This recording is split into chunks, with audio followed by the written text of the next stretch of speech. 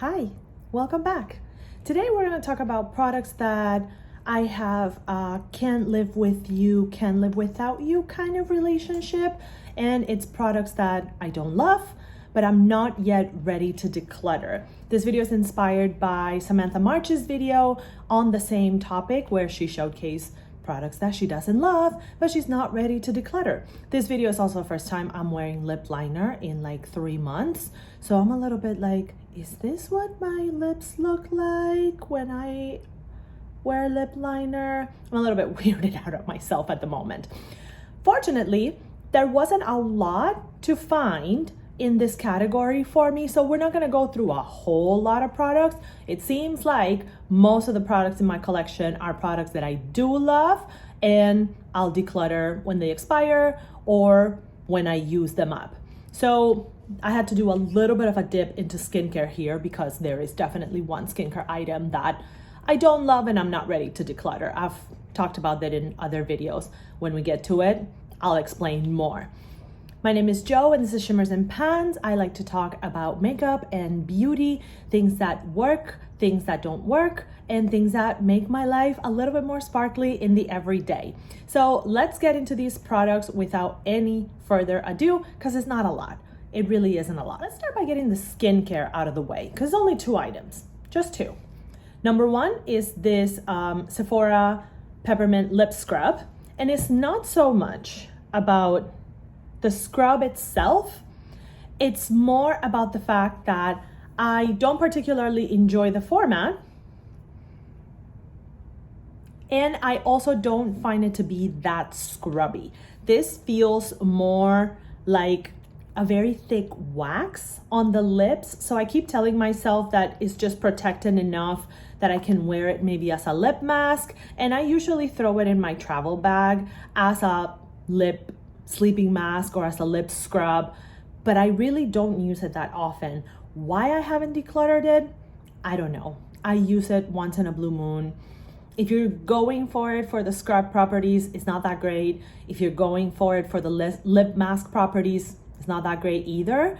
So it's kind of a product that is in like a limbo in my collection. Like it's there, it's not occupying a lot of space. So what's the harm in keeping it? But I don't really use it that much. I've used some of it, but it's not really a lip scrub. I have some of it left.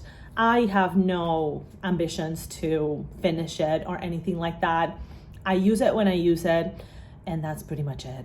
I bought it because it was a lip scrub format in bar form, and I thought that would be really practical, but it really has not met my expectations. But I just don't get rid of it. I don't know why. I probably should. I don't know why. I'll look a little bit more closely to see if it has an expiration date, and I'll go by that. And I don't know, maybe one day I'll declutter it, but it's just in a limbo in my life. I use it sometimes. I don't really have big feelings about it. I don't hate it, but it really doesn't do a whole lot for me. So it's just a very meh product. Which leads me to my second skincare item, which is The Ordinary Glycolic Acid Toner. And it's not so much about The Ordinary making the product itself. It's more about glycolic acid itself. I just don't know that glycolic acid is the right ingredient for me. I was definitely using it too much when I first started using this. I was using it way too frequently, and glycolic acid is a pretty harsh exfoliant, at least on my skin. And when I say exfoliant, I mean chemical exfoliant. So I shouldn't have been using it as much as I was before. So I took it down a notch and I started using it every other day when I do use it. And that seems to be a little bit better. But I do think that it's just not the right for me. It's not the right active ingredient for me. I don't think I have the needs skincare wise for something that is this strong. I don't have sensitive skin, not that sensitive, but I just don't think that glycolic acid is for me. I don't find it particularly impressive as far as results go. So I've kept using it just to see if over an extended period of time I see more notorious results. Let's put it that way. The other reason why I don't love this product is because I find this 240 milliliter bottle of toner for such a strong ingredient really, really large. Like, only God knows how long it's gonna take me to use this up. Who knows? I don't know. The decluttering part of it is just, again, I just wanna see if using it for a much longer term, is it gonna do anything different to my skin? But overall, I'm not on the glycolic acid train.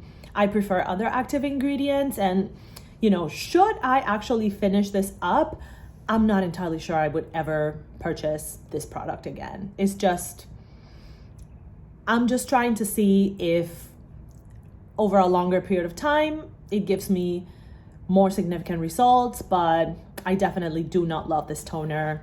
I just can't let go yet of maybe the possibility that it will do something greater to my skin, because that's my brain's logic or something. But that's all the skincare that I have in my collection that I don't love but won't declutter just yet. That's it for skincare. So that tells me that I've kind of done a good job at choosing skincare that really fits my skincare needs. So, that wasn't too much, that wasn't too bad. One, I think that it's pretty understandable that I would have issues with, because again, glycolic acid is a chemical exfoliant and it's not for everybody. So, it's okay if I don't love it. It's just, I'm not sure that it's a great fit for my skin.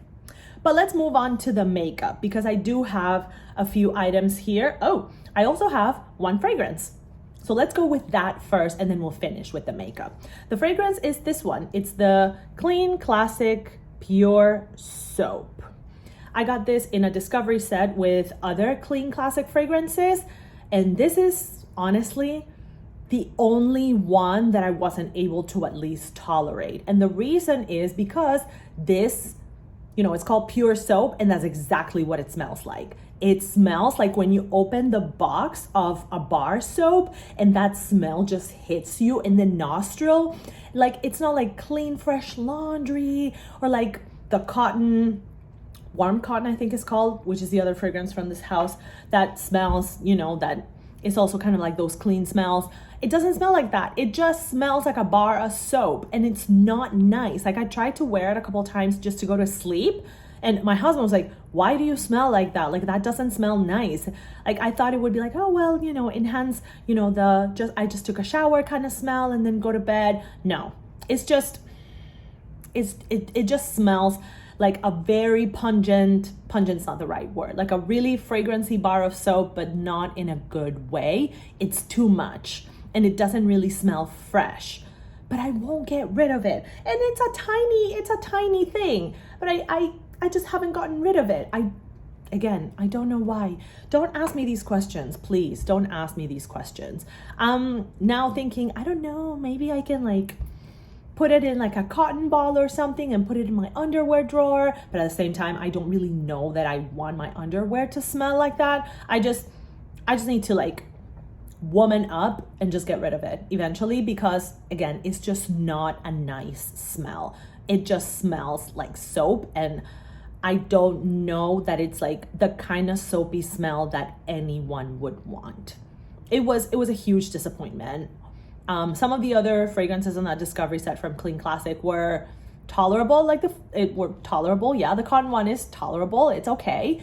The other ones, that wasn't in. Okay, it wasn't in. It went from tolerable to okay to somewhere okay, pretty nice, but that was it. That was about it. However, I have yet to get rid of that one, which is really the second to last perfume sample that I have from that discovery set. The other one is the Warm Cotton one.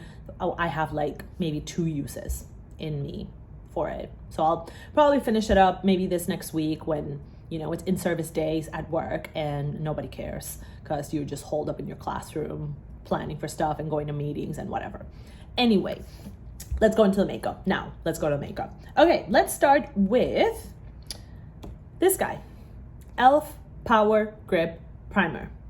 I bought it on, you know, the hype train of everybody comparing it to the Milk Hydro Grip Primer, which I have not tried, and just in my original exploration of primers, because I didn't really know what primers I liked and which worked for my skin type. So, you know, the idea of like a gel primer that is like really grippy, that helps things stick and all of that was really appealing, especially for me because I live in a very hot climate. So I was like, oh, you know, this is probably gonna be really lightweight. It's gonna help makeup hold on, you know, despite you being sweaty or getting oily or whatever else. So I was like, this is gonna be interesting.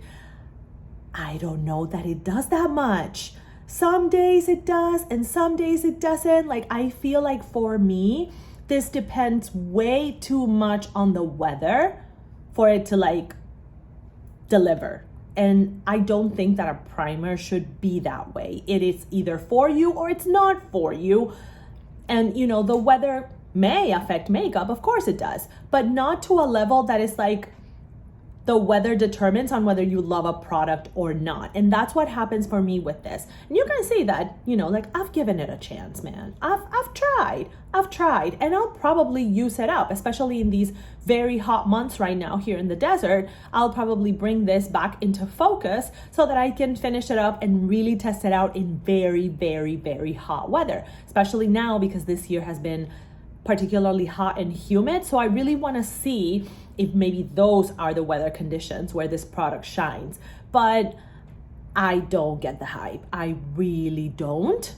I think the putty primers from e.l.f. are much better than this one. I have the Luminous Putty Primer, and I quite enjoy that one, and it gives me more of what I want from a primer. Maybe I just like luminous primers. I don't know. But yeah, I bought this with so much hope. I don't really see what the big deal is, but I still want to keep trying. I still want to see like if there's a particular day when it's gonna make, I don't know, my makeup last or hold on more than other days or other primers. But it's a bit of an effort for me to use this one, I'll be honest, because I just don't love it, yet I don't get rid of it.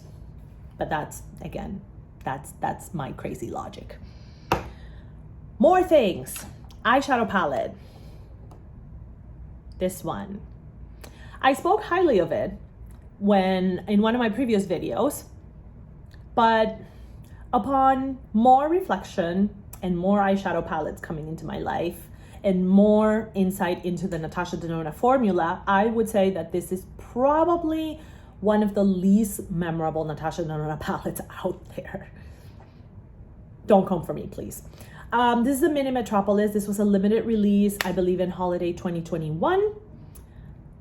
3 mattes, 2 shimmers. I do enjoy those 2 shimmer shadows quite a bit because they're like nice and flaky and very impactful and very shiny. And on those 2, I feel like you do get the more traditional Natasha Denona formula. The mattes, these are not for me. Like, this pulls a little grayish and ashy on me. It doesn't look bad, but it's not the color that I expected it to be. This is like a setting shadow for eyeshadow primer. This does nothing for me. And this mustard yellow looks nice sometimes, but it does get lost in my eyelids for the most part. So it's a palette that, you know, like, sure, it's nice to have, but it's not that big of a deal. I have similar shades in better Natasha Denona palettes, so it's not like I'm missing anything. I have the actual Metropolis palette. I have the dupe of Metropolis, which is Alter Ego's Artemis, and both of those are better than this. And if you have one or both of those, you definitely don't need this. Yet I won't declutter it because I like the 2 shimmer shadows and I want to keep them. And again, it's very travel friendly. So if I want to take, you know, a little bit of color for travel, 2 shimmers that have some color when I travel, then this is very easy to throw in a bag. So that's why I won't declutter it, even though the mattes are really not meeting my expectations. Eyeshadow palette number 2, Mini Caramel Melange from Zoeva Cosmetics. I've spoken about this palette before, especially if you follow me on Instagram. I get a lot of compliments when I wear it. I don't really know why, but it is definitely an effort for me to wear it because this is far warmer than I prefer. And at times, especially with this very yellowy gold and this transition shade, at times I feel like it is way warmer on me than I can tolerate. I don't do super well with yellow in general. I don't feel super confident in yellow in general, so I'm very wary of using yellow as a very visible color in makeup or clothes. So that's kind of why I'm like, ooh. It's just not my color story. Like yellow and orange and these shades are like, I just don't feel super confident on them, even though every time I wear this palette, I get a lot of compliments, but I don't declutter it. Again, because the one day I feel confident enough to wear it, I know that it's going to deliver. And it's, it's like when I want oranges and coppery shades, then, this is great. The Zoeva eyeshadow formula is very beginner friendly. It's very, very easy to work with, holds on really well. And, you can trust that it's going to give you a really beautiful look every time that you use it. But I absolutely 100% don't love it. I also have kind of outgrown the Zoeva formula. I've found better formulas over time that, even though, may not necessarily be superior to the Zoeva formula, or maybe they are in some cases, they're just more of what I'm going for in terms of like impact and blendability and uniqueness in my collection. So this one especially, that combination of color story, me not feeling super confident in those shades, and just I've outgrown the formula, plus the fact that I just don't love the palette as it is because it's really warm. It's an effort for me to use it. Every time I use it, I'm like, oh, I should use it more often because I get a lot of compliments and I always get a really pretty look out of it. But yeah, just for like those handful of times when I'm using it, then I just don't declutter it. But I don't know what the future holds for that palette. I don't know, but I definitely don't love it. Next, e.l.f. Gleam Beam palette in dark. I either got this as a gift with purchase or I got it from the e.l.f. website because it was on sale and I didn't know what highlighter was and I wanted to try highlighter to see what happened. Now, here's the thing with this palette. For me, it's always only had 2 usable highlighters out of a palette of 6. This gold shade and this rose gold shade. Both very beautiful. I wish you could see the dips. You can kind of see it in the rose gold. The other champagne shade, it has a bit of a dip in there, but you can't really see it.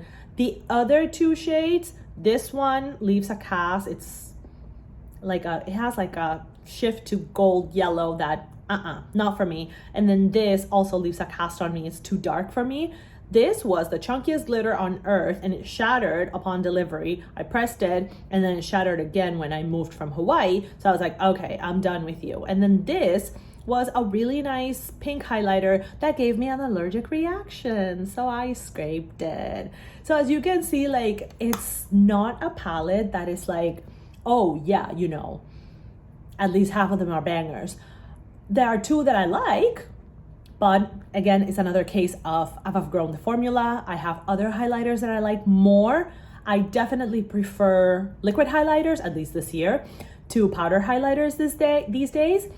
Not saying that I don't like powder highlighters, but I would say in the first 7 months of the year, I've used powder highlighters maybe 10 times, maybe. It's mostly been liquid highlighters, like all the way through. That palette, again, I hold on to it because those 2 shades of highlighter that do work on me, I use them from time to time. I've been using the champagne shade as an inner corner highlight in my eyes in the last week or so, and maybe that's what I'm gonna go for so I can hit pan on it. And then sometimes I will use the rose gold highlighter to set my liquid highlighter. So I'm gonna return to that and see if I can hit pan on those shades, and maybe that's when I'll get rid of it, when I hit pan on the 2 shades that I do find useful and that I do enjoy. But again, I've outgrown the formula. There are better formulas out there, not just high-end, also affordable highlighters that, just leave a better finish on the skin. I'm not wearing that palette today. I'm wearing my Beauty Crop liquid highlighter, for the record, in Blind Date, which I'm still trying to finish, but I've been using so little highlighter because I really like this kind of like more subdued glassy finish these days. That's kind of how I've been doing highlighter lately. So I use like a tiny drop of highlighter. So finishing highlighters it's a mission, people. It's a mission. Okay, let's keep going. We have 2 products to go. Product number 1, or second to last product, is this guy, my Sephora Translucent Setting Powder. This is the biggest bucket, tube, component, I don't know what you call this, of setting powder ever. I bought it again because I was trying out different setting powders. This was on sale. I'm always game for trying Sephora collection because it's affordable, la la la la. But this is incredibly mattifying. This might be good for like very oily skin people. I am not one of those people. I have combo skin. And even then, it's not like you can like slip everywhere from the oil. Like that doesn't happen to me. If I'm combo, it's gonna be just, you know, the T-zone, which is where I'm using this right now. So it's why I haven't decluttered it, because in very hot moments when my T-zone goes a little bit extra crazy, it is good for setting your makeup. I did my makeup this morning at like 7:30, maybe 7:30 or so. I've had my makeup on for almost 8 hours and I haven't reapplied anything except for gloss and like some lip liner. Everything else, this is like my 7 a.m. face. So the setting powder holds, it does, but it's just more mattifying than I prefer. And then if I use it in my whole face, it is just far too mattifying and it takes away the glow from everything. And I just don't love that. I'm gonna see how much of it I can use up. I can finish up. I've used a fair amount of it. I mean, you can see it kind of there. I've used a fair amount of it. I don't know how long it's gonna take me to finish it, but you know, I don't use it in my whole face, so that's gonna take a while. But I would not repurchase that one again because it's just far too mattifying for me. Last but not least, every time I see this in my bathroom, in my cupboard my cabinet where I store my makeup, every time I see this, it reminds me of Laura May Beauty, because she does those videos that are like makeup that is on sale for a reason. I bought this on sale and I think it's for a reason. This is the Fenty Pro Filter Hydrating Longwear Foundation. I have shade 380. First of all, this shade is far too red for me. So I need to wear it either when I am more tan than normal, or I have to wear it like when it's darker. But it's definitely not something that I can wear like in the winter or when I've been indoors for a really long time and I'm not tan. Like right now I have a bit of a tan. So it kind of works, but even then it's still far too red for me. And depending on the weather, it doesn't really hold. It just becomes far too oily and it slips everywhere and just my makeup just turns into a mess. I wore it last year to one of the World Cup games in Qatar and like my makeup was a disaster by the end of the day. It was just like messy. It was really messy and I had set my face. Like I used setting powder like all over my face and even then like it broke through it. It was just not a flattering finish. And then that coupled with the fact that this shade is just far too red for me, it doesn't really work. However, here's what I'm gonna do. Here's the workaround. I'm going to try to use a color corrector with it to see if that helps. Just to see if that neutralizes the red a little bit and makes it a little bit more wearable across different times and tan levels in my face. So let me just very quickly show you what it looks like on my skin right now and how it looks like when I apply a blue color corrector so I can neutralize the redness a little bit. This is just the e.l.f. Camo color corrector in blue. So let me just show you some swatches of without color corrector and then kind of mixed in with the color corrector so that you can see the difference. So here is the swatch of shade 380 of the Fenty Pro Filter Longwear just as it is. So this is what it looks like right now. Light doesn't really do it justice in terms of how red it actually is. And again, also, I'm more tan right now, so it matches a little bit better than it usually would when I'm just indoors. But let me add a little bit of the color corrector so that you can see that shade change a little bit. So I think that here you can see a little bit more of that red that I was saying on this Pro Filter. I have the color corrector in my hand because I'm just about to add it. But as you can see, like, it does not match my skin. It is a lot warmer than my skin tone, and it just doesn't look good when I wear it in this current shade. But let's add the color corrector and see if that looks. So I added a little bit of the color corrector. Sorry for the light changes. I'm just trying to find a good spot. So I added a little bit of the color corrector on top, and as you can see, I have a little bit more on the side so that I can mix. So let's see whether that actually neutralizes. Okay, so this is the shade 380. You can see as I move my hand how gray it makes it. That's shade 380 with the blue color corrector in it. As you can see, it's a lot more neutral, but you can see like the difference in the edges. But it's a little bit closer to a match for my skin tone. As I move, I think you can see like how much more gray it has in it.